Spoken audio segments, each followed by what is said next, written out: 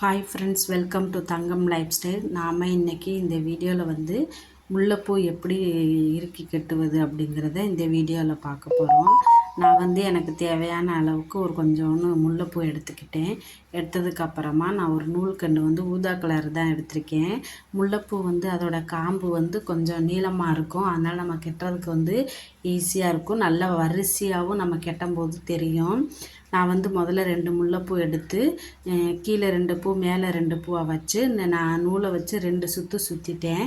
சுற்றினதுக்கப்புறம் நம்ம எப்பயும் பூவுக்கு நாட்டு போடுவோம் இல்லையா, அந்த மாதிரி நாட்டு போட்டுட்டு முல்லைப்பூவோட காம்பு ரொம்ப மெல்லிசாக இருக்கும், அதேமாரி நீளமாகவும் இருக்கும். முல்லைப்பூவை கெட்டி நம்ம நாட்டு போடும்போது அதை கொஞ்சம் லேசாக நம்ம நாட்டு போட்டுக்கணும். ரொம்ப டைட்டாக இருக்கணும்னா அந்த பூவோட காம்பு அறுந்து விழுந்துடும். அதனால் பூவுக்கு நம்ம கெட்டும்போது நாட்டு போடும்போது கொஞ்சம் லேசாக டைட் பண்ணாலே போதும். நான் கொஞ்சமாக இந்த பூவை கெட்டிவிட்டு நான் உங்ககிட்ட காமிக்கிறேன் பாருங்கள் எப்படி இருக்குண்டு. நல்லா அரும்பரும்பாக இருக்கும் பாருங்கள், நல்ல முட்டா. இந்த பூவுக்கு நம்ம பார்க்குறதுக்கு கொஞ்சம் வித்தியாசமாக இருக்கட்டுங்கிறதுக்காக நான் ஊதா கலரில் பூ கட்டுற நூல் தான் எடுத்திருக்கேன்.